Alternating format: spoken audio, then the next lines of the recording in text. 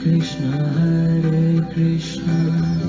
Krishna Krishna Hare Hare Hare Rama Rama Rama Hare Hare Hare Krishna Krishna Krishna Hare Hare Hare Rama Rama Rama Hare Hare. Hari Om. We get started.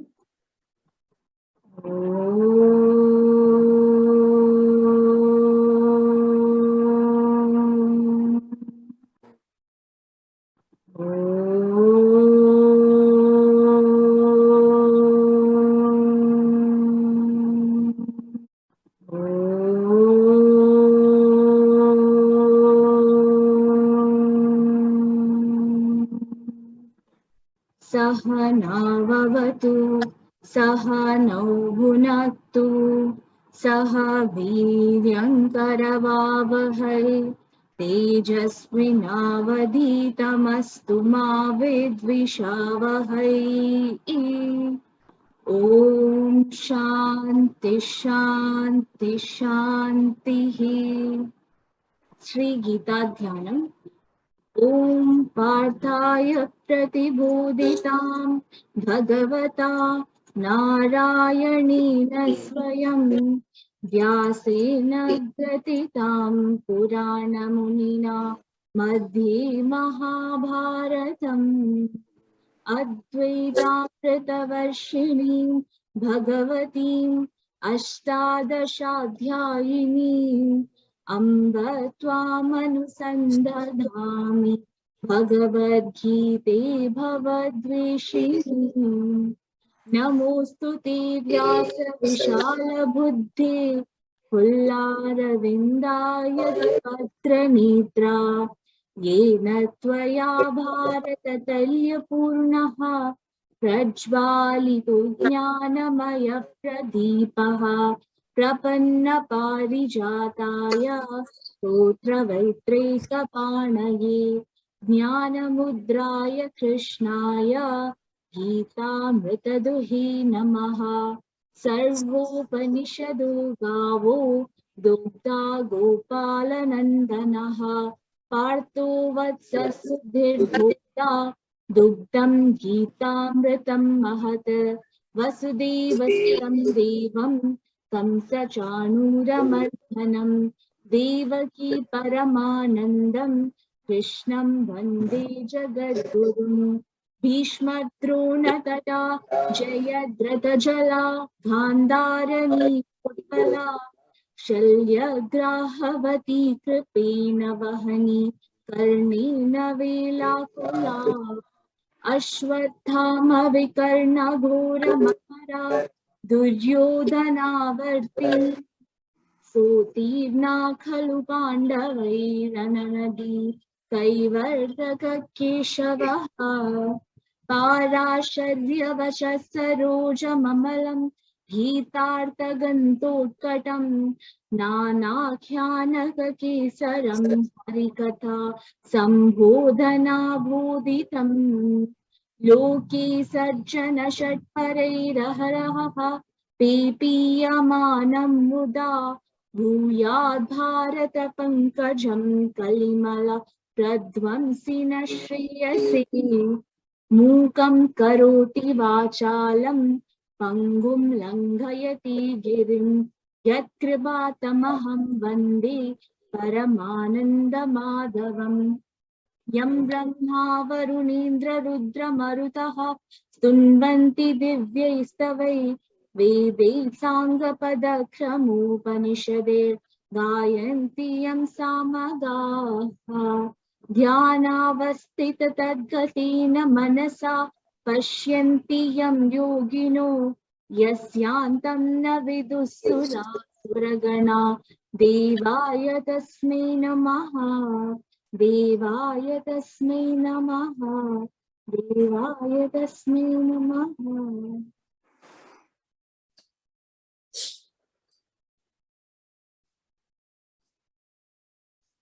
Hari Om and happy Holi to everyone.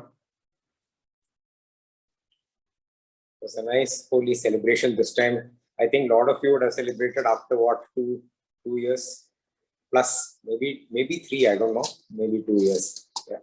So happy Holi.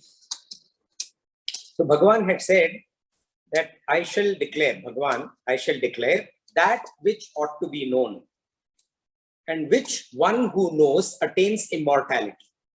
Yeyam yatyat pravakshami yajñatvamritam ashnute. This Nyayam, he explains in detail in 6 verses. We saw that from verse 12 to 17. And then he concludes after that. Jnanam Nyayam Jnana Gamyam Hridi Sarvasya Vishtitam. Jnanam Nyayam Jnana Gamyam. And he does not use any and, cha in between these 3. Used without a cha, Jnanam Nyayam Jnana Gamyam, it implies that all 3 point to the same thing. Jnanam, the knowledge, or the 20 disciplines that Bhagavan taught us, that are a must for a spiritual seeker to be able to understand the Kshetrajna. And this Jnanam is the consciousness. Once you know this, that consciousness is there within you. Nyayam, that which is to be understood with this knowledge. That also is the consciousness. And Jnana Gamyam, the goal that is to be reached with the knowledge and the knowable, or what is to be understood with the knowledge. That is also the same consciousness. And Bhagavan says that that consciousness is seated in the hearts of all. Hridi Sarvasya Vishtitam. Hridi Sarvasya Vishtitam. In the 3rd verse, Bhagavan had said that he will explain Kshetra in the following manner. And then he continues with how he will explain Kshetrajna also. So for Kshetra, he says, Yadrik, what it is like, its nature, form, and characteristics. Then he says, Yadvikari, what its modifications are. And then Yatascha Yat, what is created from the Kshetra, what arises from it. And then Bhagavan says, Sacha Yaha, the source of the Kshetra, which is nothing but the Kshetrajna. And he says, Yat Prabhavascha, the glories of the Kshetrajna, he will explain. So in these 5 terms, he says what and how he is going to explain the Kshetra, followed by the Kshetrajna. Of these, he has covered till now Yadrik in verses 5 and 6. There he covered and told us what the Kshetra is like. And then he listed out 20 disciplines that are a must to be able to understand the Kshetrajna. And that was important because just coming to Kshetrajna without listing out what is needed to acquire or that understanding would not have been useful. So to understand this Sacha Yaha, the way he referred to it, he listed out those 20 disciplines. Following which he explained the Kshetrajna. He will now go back to the Kshetra and he will cover Yadvikari, or the modifications of the Kshetra, and Yatascha Yat, or what is created from the Kshetra. And these 2, Yadvikari and Yatascha Yat, are covered in the next 3 verses. We will go through one by one. So we start with verse 19 in this satsang. Prakritim Purusham Chaiva. Prakritim Purusham Chaiva. Vidyanadi Ubhavapi. Vidyanadi Ubhavapi. Vikaramscha Gunamschaiva. Vikaramscha Gunamschaiva. Vidhi Prakriti Sambhavan. Vidhi Prakriti Sambhavan. Prakritim Purusham Chaiva. Vidyanadi Ubhavapi. Vikaramscha Gunamschaiva. Vidhi Prakriti Sambhavan. Bhagavan says Vidhi. Vidhi means know that. Know what? Prakritim, this material creation, Prakriti. Cha and Iva also. This Prakriti and also Purusham, the self or the spirit. both of them, Bhagavan says, Ubhav means both. Both of them are Anadhi, beginningless. Both Prakriti and Purusha are beginningless.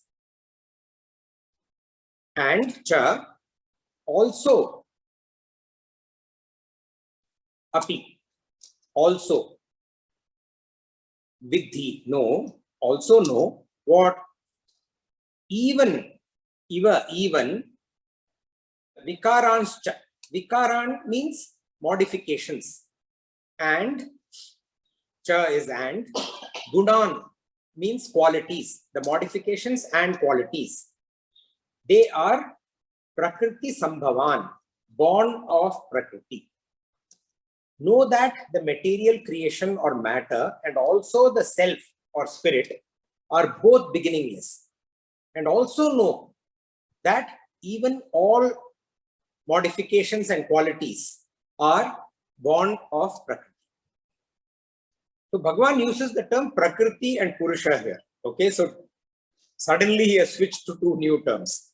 There is a purpose behind it. The terms used for Kshetra and Kshetrajna only.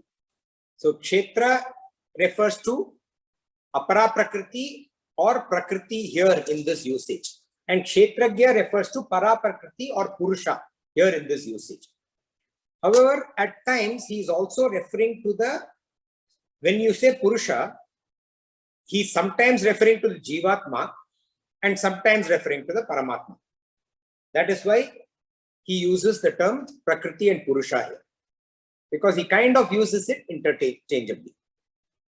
And of course, as per some schools of thought, both the Jivatma and Paramatma are the same. Right? That doesn't matter, but that is as per some school of thought. Bhagavan uses it kind of interchangeably. We should understand the subtlety. And then he says that both are beginningless. Prakriti is beginningless because it is before time. Time comes from Prakriti. And Purusha is beginningless because it is beyond time. Even Prakriti comes from Purusha. And all the modifications, Bhagavan says, are born of Prakriti. And all modifications, he's referring to the 24 modifications that he had listed out when he was explaining to us the Kshetra, Mahabhutanya, Hankaraha, and so on and so forth, 24 of them. Okay, when he had explained Kshetra in verses 5 and 6. And also we went through, we kind of, whatever Bhagavan explained, we put in a graphical form and we called it the creation model of creation, one of the various models of creation, and we went through that, right? So those modifications. So those modifications are essentially the Yadvikari, the modifications of the Kshetra. Not only that, Bhagavan says, their Gunas, the Gunas meaning Sattva, Rajas, Tamas, the three Gunas. We have studied about them and we will study in much more detail about them in the next chapter. These and their expressions, their Gunas that express as Sukha, Dukkha and Moha respectively, meaning Sattva as Sukha, Rajas as Dukkha and Tamas as Moha. All these are born of Prakriti. This actually is a very amazing scientific analysis in our scriptures, that we find in our scriptures. The Kshetrajna or Paraprakriti or Purusha is the pure consciousness. The Shuddha Chaitanya. There are no modifications applicable to this Purusha. It is, and we have gone through the aspects of Chaitanya earlier, right? And thus this Chaitanya is changeless reality. The appearance of change and modifications is the Kshetra that happens through the Kshetra or the Apara Prakriti or the Prakriti. And that is called Maya. And the Maya is constituted of three Gunas and the expressions of the three Gunas. Sri Ramakrishna Paramahamsa said, and I quote, as the ocean is sometimes calm and placid, and at other times boisterous and furious, the self is both actionless and active. When free from action, it is termed as Brahman, And when active, it is called Maya. Unquote. And so what is then created from these, the yatascha yat part of Bhagavan, what he said he will teach? Or in other words, Purusha and Prakriti are the cause for what? That we will see in the next verse. So, I must correct this here. Purusha is the cause for Prakriti. Prakriti is the cause for what? That we will see in the next verse. But Bhagavan talks about both, by the way. Prakriti is the cause for what, and Purusha is the cause for what. Karya karana kartritve Karya karana kartritve hetu prakriti ruchyate hetu prakriti ruchyate purusha sukha dukkhanam purusha sukha dukkhanam bhoktritve hetu ruchyate bhoktritve hetu ruchyate. Karya karana kartritve hetu prakriti ruchyate purusha sukha dukkhanam bhoktritve hetu ruchyate. So Bhagavan says, in the production of the effect and cause, the cause and effect, science also dwells deeply into cause and effect. Prakriti is said to be the cause. And then he says, Purusha, while being the cause for Prakriti, in the experience of pleasure and pain, Purusha is said to be the cause. How beautifully he puts it. See, Karya is the effect of the 5 gross elements. What are the gross elements? Space, air, fire, water, and earth. The 5 gross elements. Karya is the effect of these 5. What is the effect of these 5? The physical body. Even this physical body or any physical body that is part of the creation of Prakriti consists of these 5 elements. Karana is the cause for the physical body to function. That is nothing but the instruments of functioning, the subtle aspects. These are the 5 senses: seeing, smelling, feeling, tasting, and hearing. And the mind, the intellect, and the ego, the Ahankara. Modifications of the Prakriti or the Kshetra are these 13 items. There are 13 in number if you see. And the macrosmic gross elements are represented in the microcosm as the 5 senses. These senses become productive when their perceptions are together processed. Right? So all of them have to function in unison, like we saw the last time, right? Everything has to work together. We discussed this in detail in the last satsang. And all these senses function together, then it makes meaning. Then it, just by one of the senses functioning, you will not get the entire holistic meaning. And not only they all functioning in unison, also being processed by the mind and intellect at the same time. That is when there is some kind of a productive meaning. And then actions that are perpetuated back into the object world, they are defined by this sense of ego, Ahankara, the sense of I. And all of these together is the world of matter, the material world. And Bhagavan says the cause of production of all these 13 items is said to be Prakriti. Hetur Prakritir Uchyate. And then he continues, Bhoktritve. Bhoktritve means in the experience of what? Of pleasure and pain. Sukha Dukkha. Sukha Dukkha Nam. The cause, Hetuhu. Uchyate is said to be Purushaha. Pleasure and pain are reactions of our mind and intellect. So the sense organs sense and the mind and intellect process it, and the mind and intellect reacts. These are pleasure and pain. When desirable objects which are conducive to us, then that results in pleasurable experience. We call it pleasure. And anything that is opposite of this, undesirable objects which are not conducive to us in terms of what we want, right? Those are called pain. It would be impossible for us to be aware of the flow of these experiences without this grace of Purusha. Without this insentient aspect of Purusha, we would not be able to get any of the sentiency that comes out of these experiences. Thus, the Purusha is explained as the cause for all these experiences in life. The cause for all of samsara. Cause for all of prakriti. And what is the samsara itself? What is it due to? That we see in the next verse.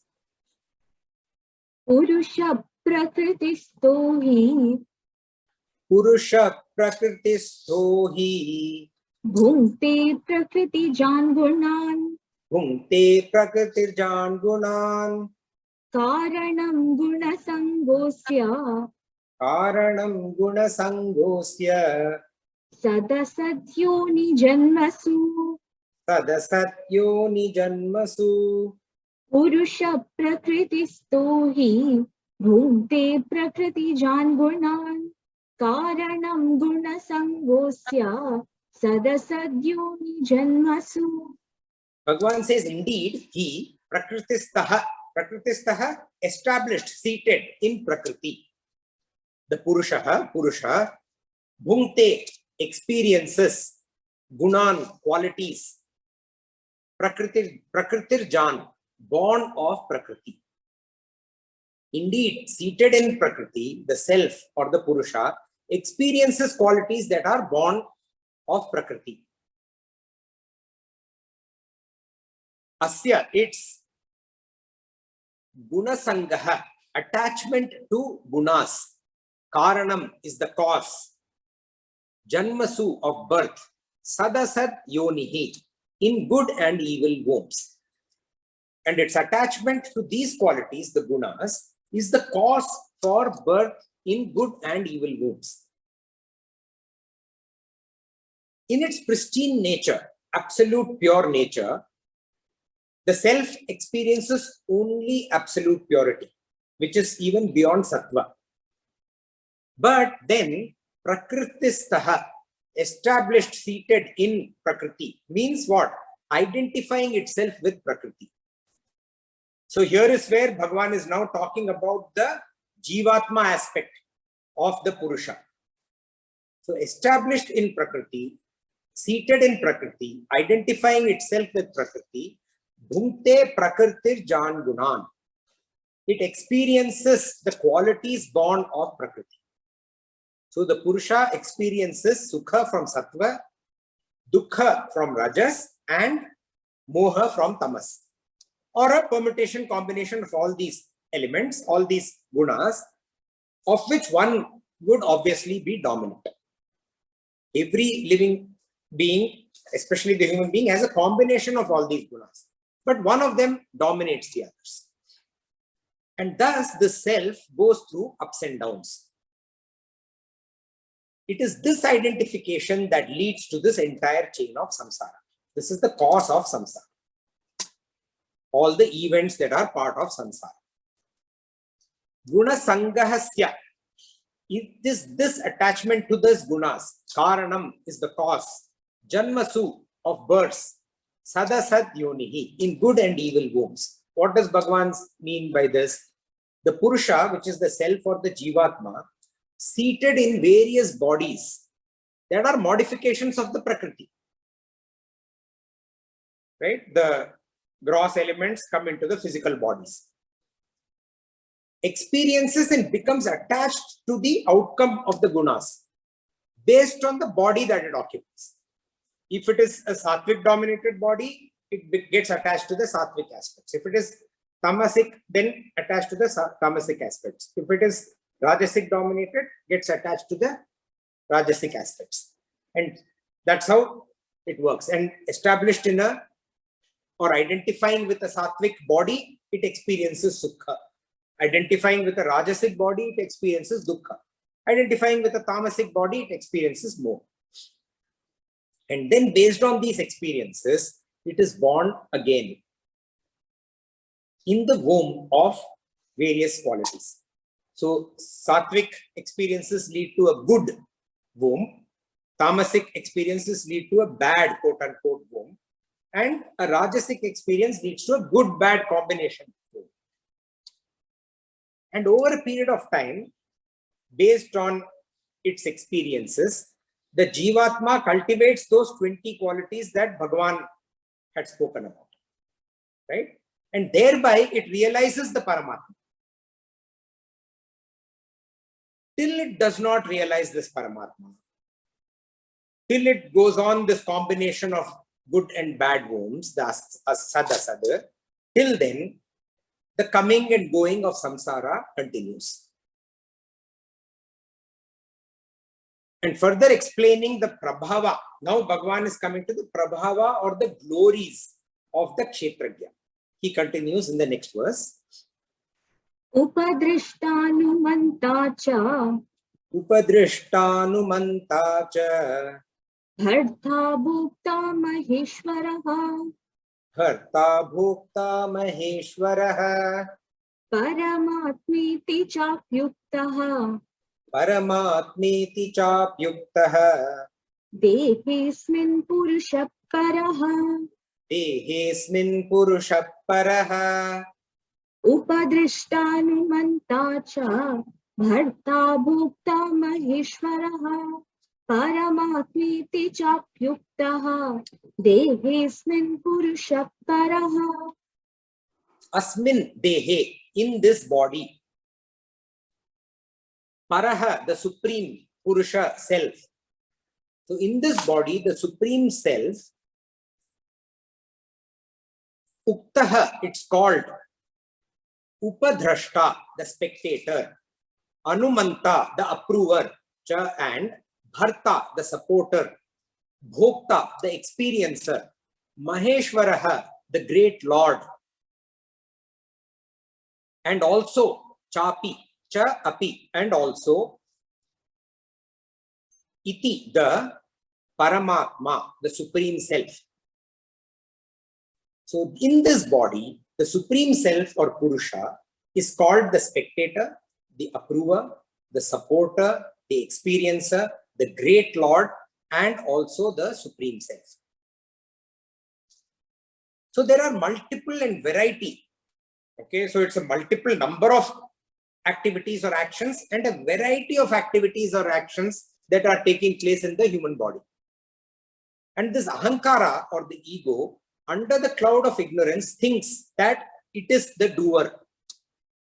Bhagavan declares that in reality the self is called, it's not the doer, it is called one Upadrashta. Upadrashta, the spectator, residing in the core and witnessing to all of the activities that are taking place in the body, mind, and intellects.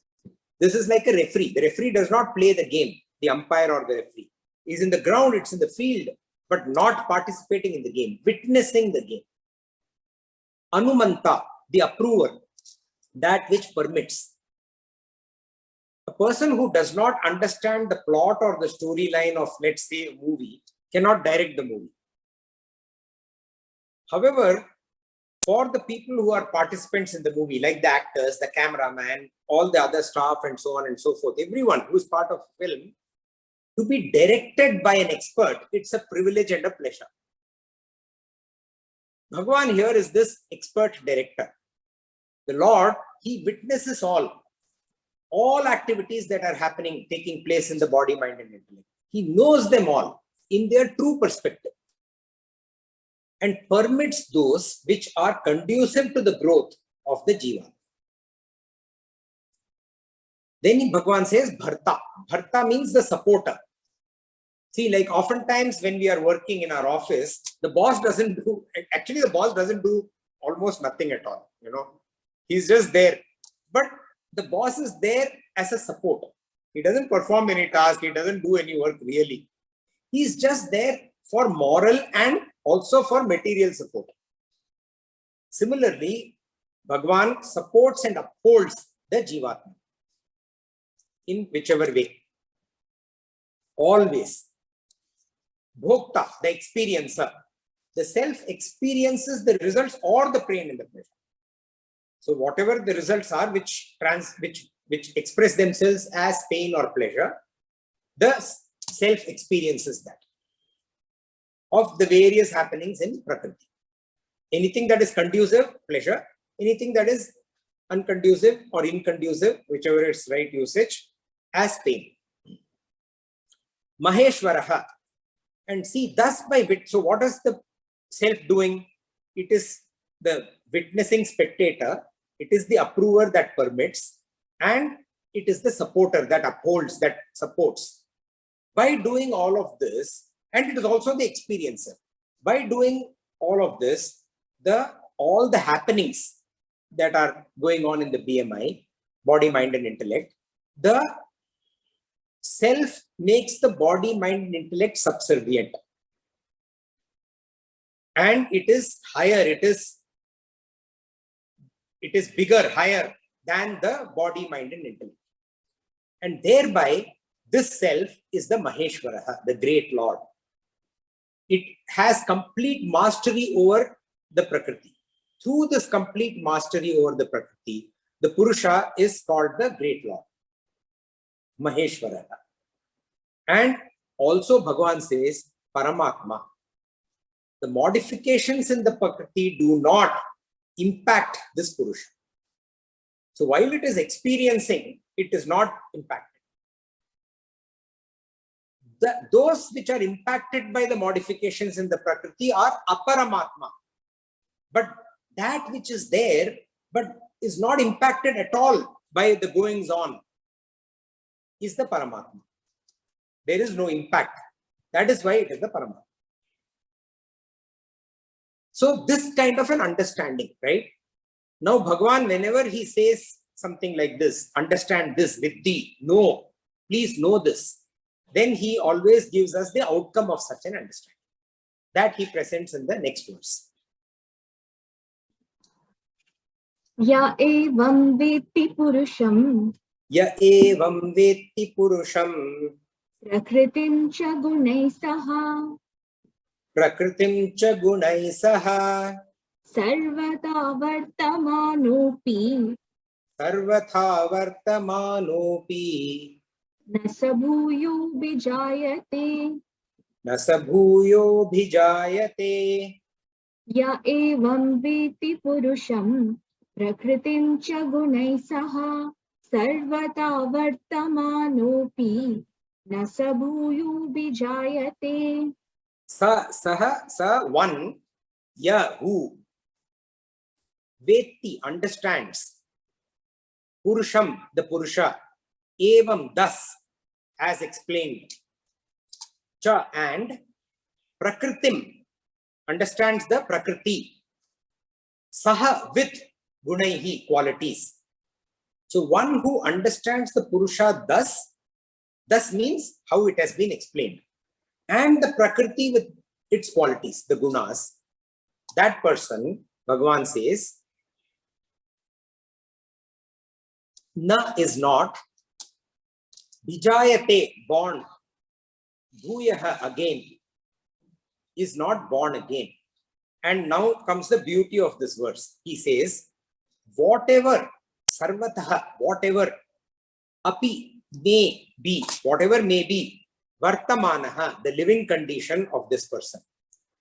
One who understands the Purusha thus and Prakriti with its qualities is not born again, whatever may be their living condition.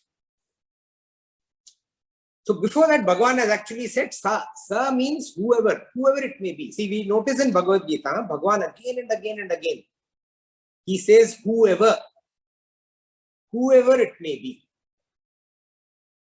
So whoever, irrespective of who the individual is, no class, no creed, no sex, no race, no nothing, whoever. But Bhagavan also specifies whoever it may be, yes, but who understands in this manner. That is important. It doesn't matter who the person is that human beings have classified human beings into. but understands in this manner. In what manner? Purusham does. We will not go into that. We have understood 6 verses. Bhagavan went into detail to explain the Purusha. And then Prakritim also he has explained, but he specifies here along with the Gunas. And such a person is not born again, he says. And he says, in whatever condition the person is, Sarvatha Vartamanopi, whatever kind of life the person has had. Whoever, so we see people who are, why is it that good things happen to bad people and bad things happen to good people? So I think even in our satsang, somebody had asked something back, right? So whoever it may be, Bhagavan says, whatever condition that person's life is in, how is it possible? This doesn't make sense, right? How is it like Bhagavan is saying this? Is it fair? How do we get into this condition that he talks about is what matters. For us to be able to understand this, we have to understand the philosophy of karma. Actually, I think Rama had asked, yeah. And I had separately explained, I want to go through that again. Because when we understand this karma, we will be very clear as to what Bhagavan means when he says Sarvatha Vartamanoti. Whatever may be the condition of this person. See, as we have seen before, we must act. Okay? Everyone is bound to action. In chapter 3, Bhagavan had said, Nahi kaschit kshanamapi jatu tishtatya karma krita karyate hyavasak karma sarva prakriti jair gunaihi. Bhagavan is saying, indeed, not even anyone can certainly remain without performing action even for a moment. For everyone is made to act helplessly by the qualities of the person that are born out of nature, the guna. And then again he says in chapter 3, Sadrisham cheshtate swasyaha prakriter jnanavanapi. Even a wise person. So Bhagavan first says anyone is forced to act, compelled to act by nature. And then he says even a wise person must act and acts in accordance to one's nature. So act we must.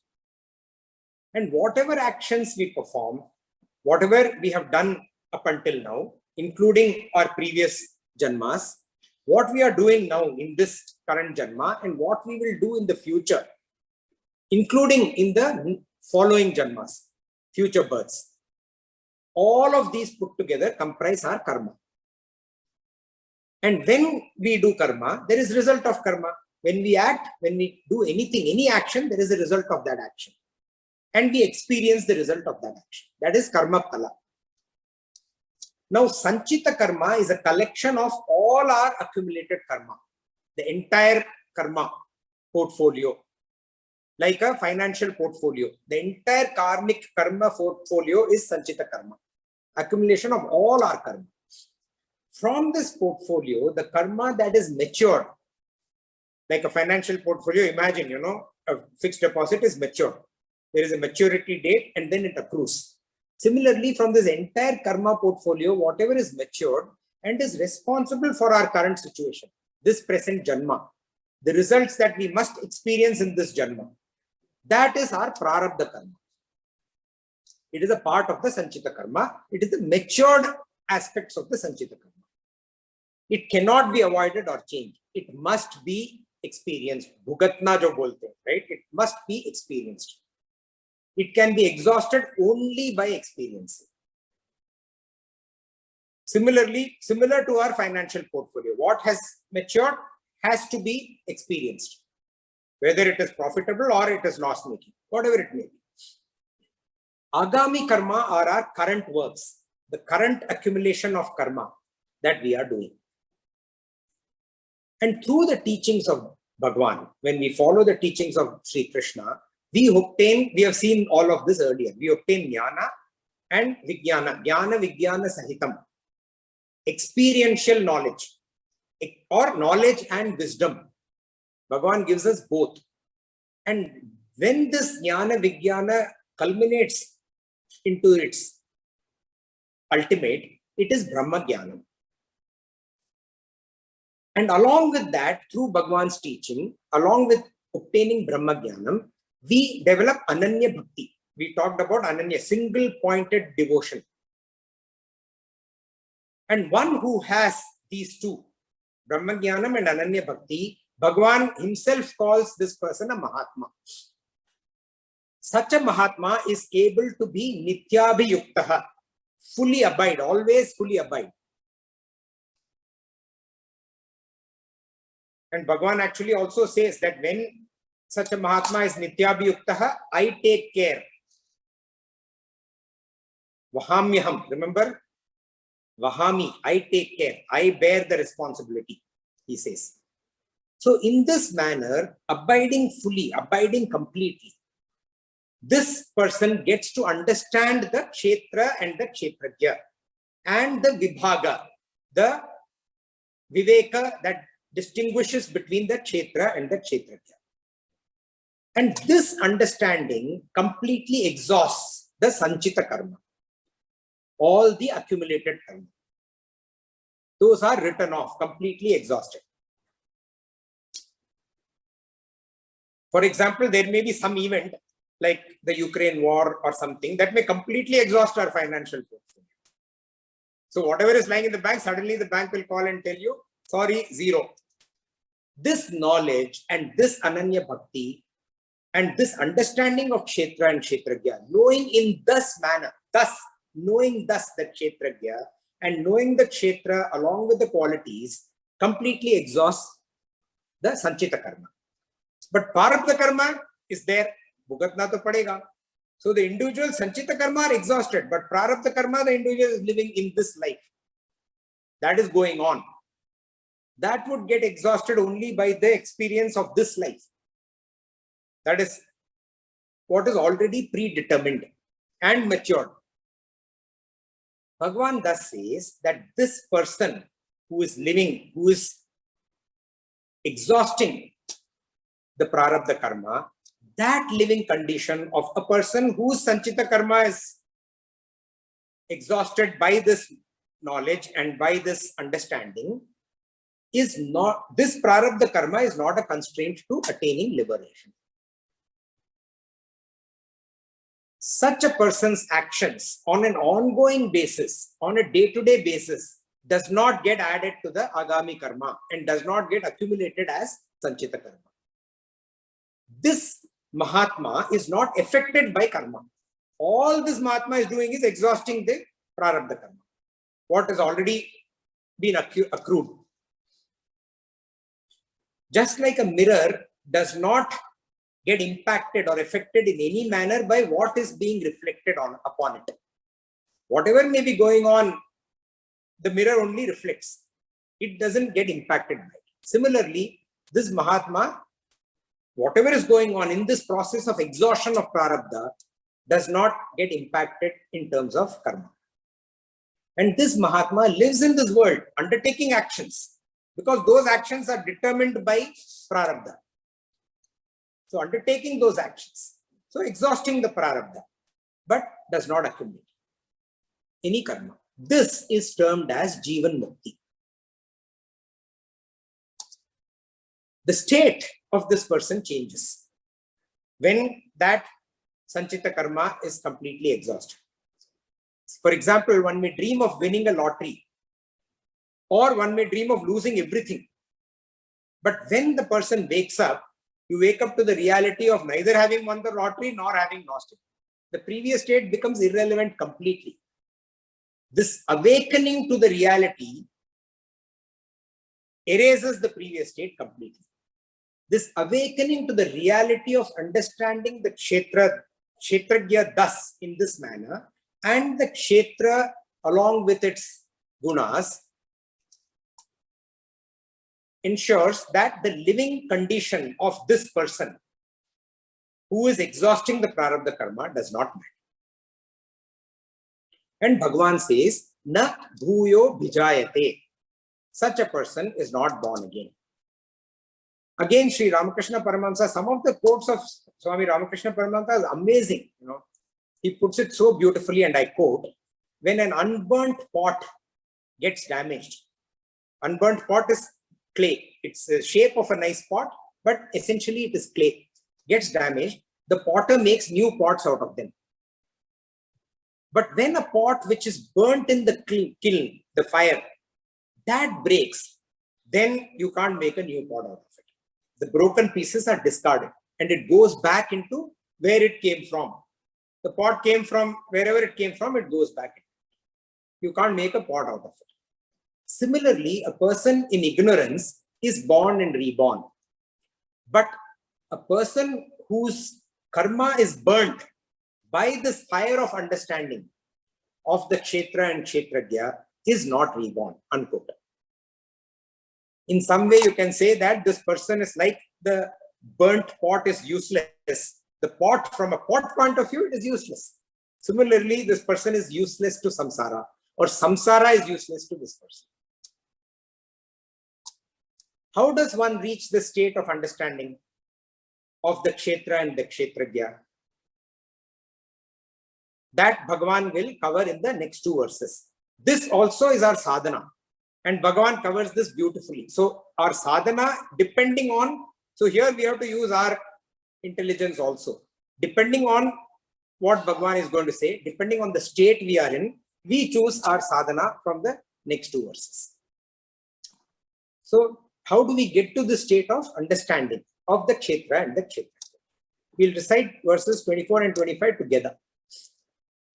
Dhyanenatmani pashyanti Dhyanenatmani pashyanti kechidatmanamatmana kechidatmanamatmana anye sankhena yogena anye sankhena yogena karma yogena chapare karma yogena chapare anye tvevamajanantah anye tvevamajanantah Shrutvanibhya upasate Krutvanyebhya upasate tepi chati tarantyeva tepi chati tarantyeva mrityum shruti parayanaha mrityum shruti parayanaha dhyanenatmani pashyanti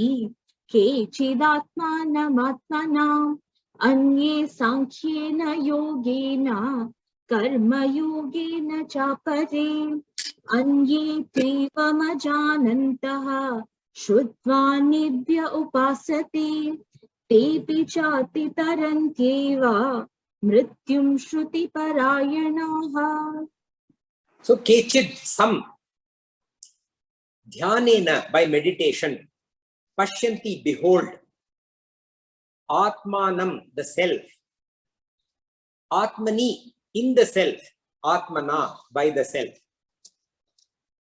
anye, others, sankhya yogena, by the yoga of knowledge, and cha, apare, others, karma yogena, by karma yoga, and yet others, anye, ajanantaha, this others who not knowing, thus, evam, thus, two, but, shrutvan, having heard,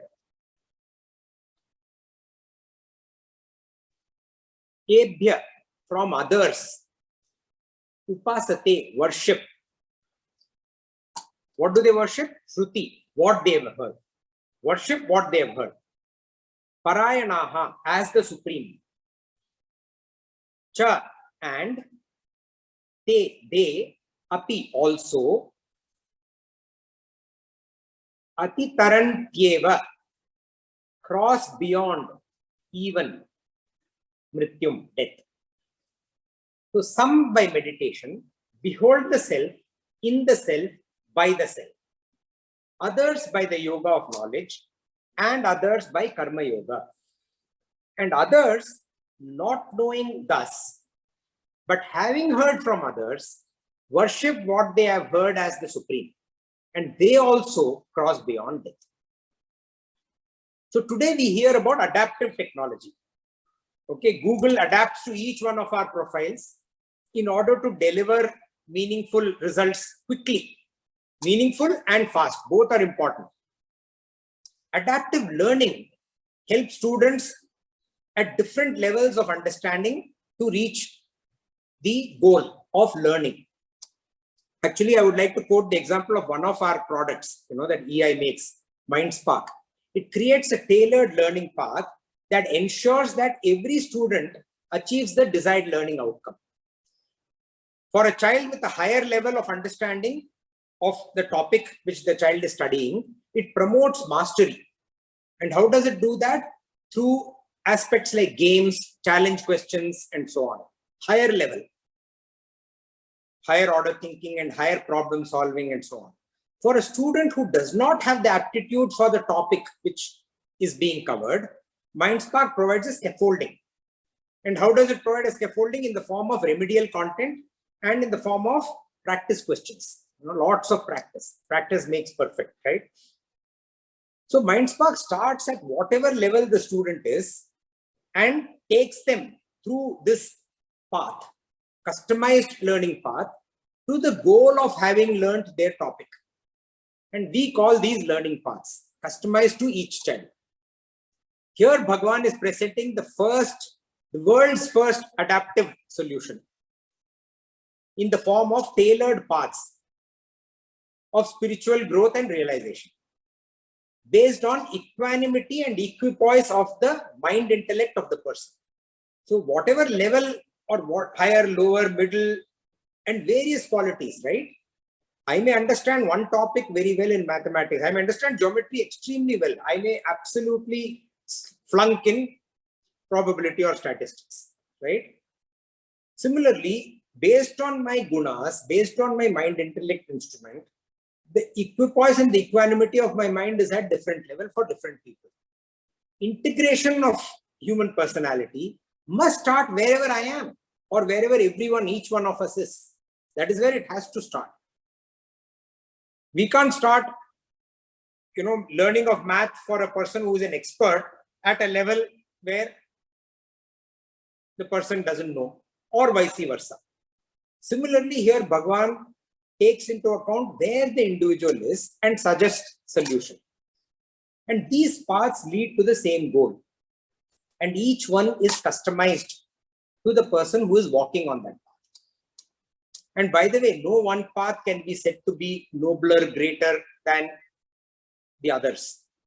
One of the things I used to debate a lot in our company was, that there is no gifted, every child is gifted. You can't say gifted and not gifted child. There's no noble and ignoble path. All paths are equally noble. And Bhagavan has already explained each one of these in detail to us. When we were going through the verse, you would have realized, right? He's just pointing them out as an adaptive solution to how to achieve this understanding of Kshetra Kshetrajna. So first one, he says, beholding the self, in the self, by the self, through meditation. So this requires withdrawing through concentration all sense organs away from their sense objects. So if I am attracted to coffee, that means the smell and the taste of the coffee is making me have more and more coffee. So I have to withdraw my sense organ, the nose, from the sense object, which is giving me that sense. And withdrawing the mind intellect from the sense organs. And this withdrawal by concentration then helps contemplation on the Supreme Self. The more we withdraw from all of these materialistic objects, more we go inward and inward and inward, meditation becomes easier. Dhyana yoga. But this person has to have the capability to withdraw. One who just sits and closes eyes and thinks my mind is wandering, can't do meditation, right? So Bhagavan says, others practice the yoga of knowledge or Sankhya Yoga. Sankhya Yoga is nothing but the study, chapter 2, dealt in detail. Study of our scriptures. Sankhya means the Upanishads. And Sankhya Yoga is done through the means of knowledge for Sankhya Yoga are Shravana Manana.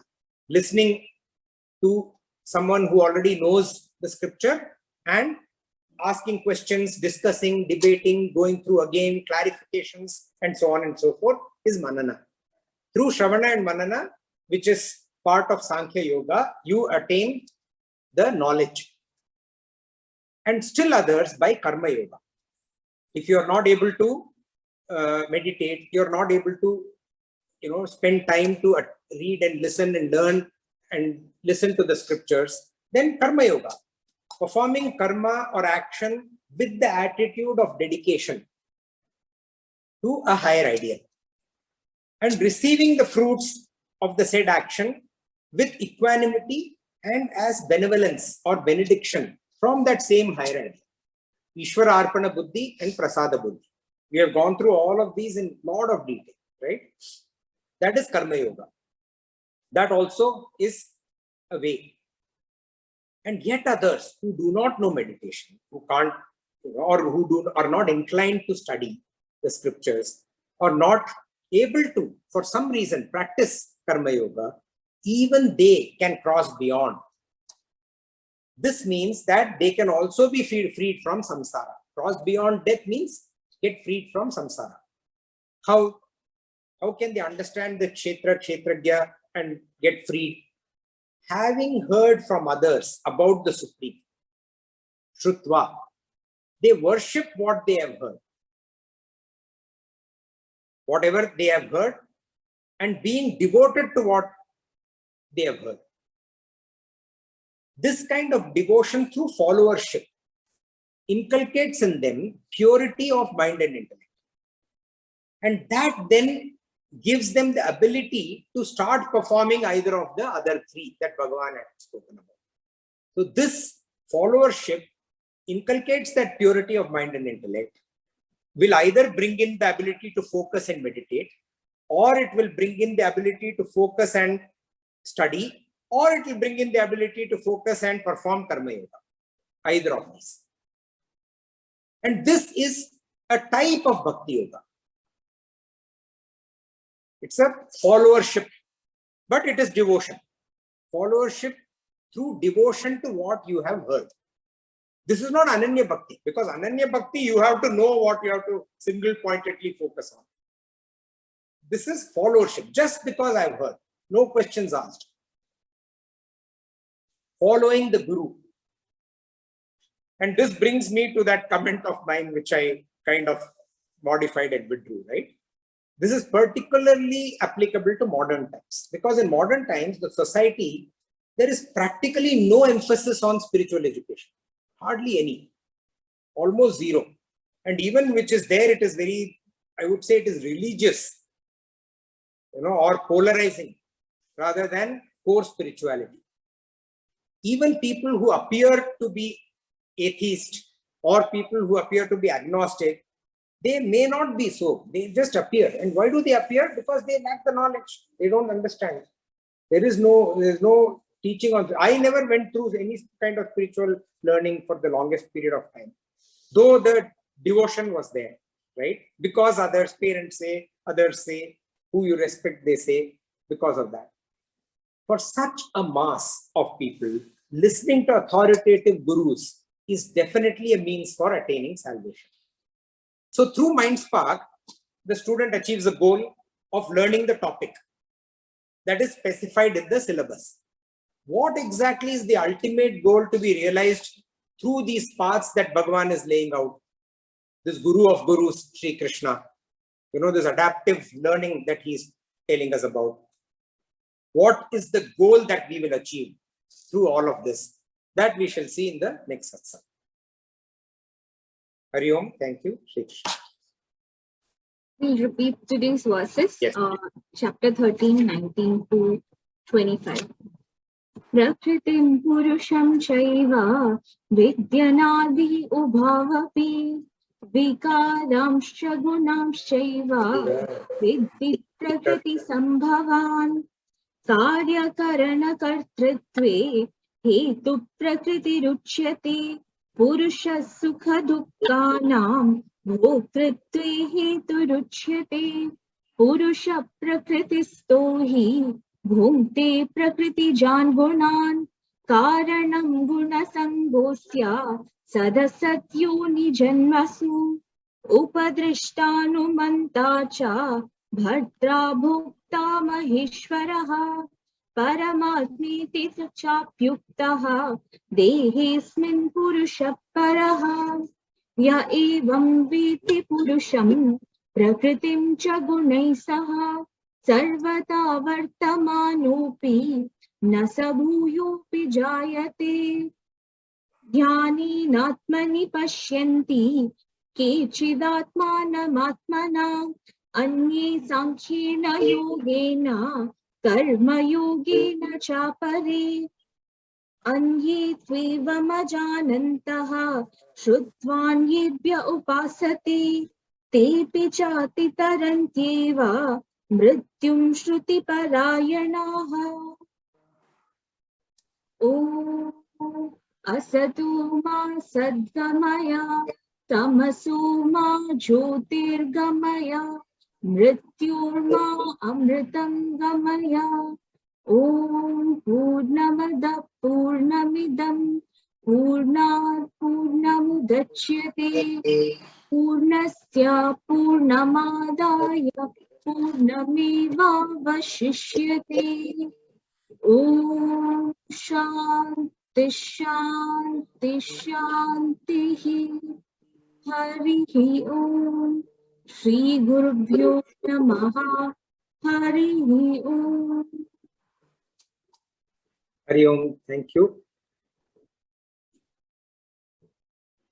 Any thoughts, questions, comments? Yeah, I do have a question. That Yes, you Rama. spoke about this mood of Prakriti in its various forms ultimately has a role to play on the creation or Jivatma or whatever creation has its own role to play. That means, does it mean the Paramatma has given a Jada, that is mood of Prakriti, a hand over the creation? Or can I put it another way? At the time of dissolution, the jiva, the chit, achit, that is jada and the jiva, they go and join. They don't join. They don't become one, but they are separate entities. They're all eternal, isn't it? Are they eternal or are they joined one with the Brahman? I'm not able to understand that. And when creation happens, is it Prakriti that takes a bigger hand in the creation, or is it the Paramatma that takes a hand in creation? And did you get my question? Yeah, I think I get your question because you have asked this multiple times. So obviously this is something that is... I mean, I'm always confused with this. That's why maybe I asked you many times. I always ask this question because I'm not yet clear. Okay. See, my philosophy is different. You are asking a question which is very strongly advocated by different schools of thought, right? Philosophical. My answer to this has always been that does it really matter for us at the state of evolution, spiritual evolution that we are in today, whether the Jivatma becomes one with the Paramatma or whether it is a different entity? See, in a way, you can say it matters because Bhagavan says understanding thus. So you have to understand in that manner, only then you have understood the Kshetrajna, okay? And that is where the rigidity comes. But my point is that to understand thus the way Bhagavan has explained the Kshetrajna, and then the way he has explained the Kshetra with its qualities, and for us to understand whether it will all become one or it will still be separate or whatever, we will get to the stage where that clarity dawns on us. Today, if we are, too worried about that, then things which matter to us, for example, let us say we have identified our sadhana as karma yoga, or we have identified our sadhana as dhyana yoga or sankhya yoga we are doing, or a mixture of all three. We do our karma, we do meditation, and we are doing sankhya yoga also, right? All these has to mature into thorough pursuit of one. That means we have to get better and better and better at what we are doing. And Bhagavan says that these are customized paths that lead to realization, right? So if we start worrying about the goal, then we go back to that verse that Bhagavan says, right? Why worry about the fruits while performing in the field of action? Right now we are in the field of spiritual action. And that ultimate goal, whether Jivatma and Paramatma is the same, we start worrying about that now, then our field of action gets impacted. No, We I'm have talking about faith. Prakriti's role here, basically Just one point. Prakriti's role. Just one point. If we have the faith that by doing what we are doing and pursuing what we are doing with that single pointed focus and devotion, we will know what it is whenever that right time comes. That is the best way to pursue spirituality. So it's exactly like doing any action, right? If you are preparing for an exam or playing a game, playing every shot excellently will ensure the best result. But worrying about the result will impact our shot in an adverse manner. So right now, to be honest, I don't know the answer because even I'm not that evolved, and I don't think I have met a person who can tell me in a manner that I can appreciate, understand, and follow whether it is the same or it is different. I have not yet come across anybody in this world. So this leads me to the same. Now, Jiva Mukta you talked about. Correct, yes. Does it mean that they receive the moksha during the lifetime before the death? Yes. So Jivan Muktas are those who achieve their moksha during their life, and once the soul, the Atma leaves the body, then they attain moksha. Okay, thank you. That's and I purposely use the word Atma leaves the body. Jivatma, Paramatma, whatever it may be, leaves the body. No, that aspect I understand, the relative Maya in two different states, that portion I do understand. But, I'm not able to understand, whatever I told you. That still is a little, maybe I should, no need for me to understand. That's what you're saying. The clarity will come when it comes, I don't think you should worry about it right now. That's my... Thank you. Thank you. And especially because there is polarizing views. You go to one school, they will very, very equivocally determined manner tell you that is the only way. The others are all wrong. You go to the others, they'll say everybody else is wrong. This is the way you have to follow. So let us wait for Bhagavan to give us the right way. Okay, thank you. Any other thought? Good to see Nipun after a long time. But yeah, you've been following, but yeah, good to see you in the Satsang. Thanks, Srini. Yeah, glad to be back. With my travel and all, it was a long. You'll come out all the time. Okay, if there's nothing else, then Hari Om, thank you. And we will meet next Saturday. I hope to finish this chapter. There is quite a bit left, but I think I should be able to finish next Saturday. Thank you. Thank you. Hari Om. Thank you. Thank you.